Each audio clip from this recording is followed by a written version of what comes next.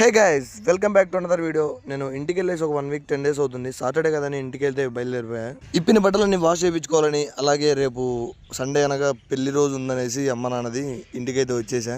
మైదుకూరు సర్కిల్లో దిగగానే మన కృష్ణదేవరాయ విగ్రహం కొత్తగా పెట్టింది. చాలా అద్భుతంగా కనబడుతుంది, నీట్ గా లైటింగ్ తో. మన ఊరికి రాగానే ఇంటి దగ్గర డ్రాప్ చేయడానికి ఒక ఫ్రెండ్ అయితే వస్తాడు. వాడిని అయితే కామెంట్ చేయండి మీరు కూడా ఇలాంటి వాళ్ళని.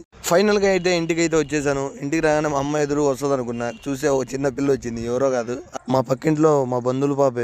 వాళ్ళ ఇంట్లో కన్నా మా ఇంట్లోనే ఎక్కువ ఉంటది ఈ పిల్ల. చాలా టాలెంటెడ్, మోస్ట్ వెరీ టాలెంటెడ్. ఏడ్చే పిల్లలు చూసింటారు కానీ ఇలాంటి పిల్లల్ని అయితే ఎప్పుడు చూడరు, ఎప్పుడు నవ్వుతూనే ఉంటది.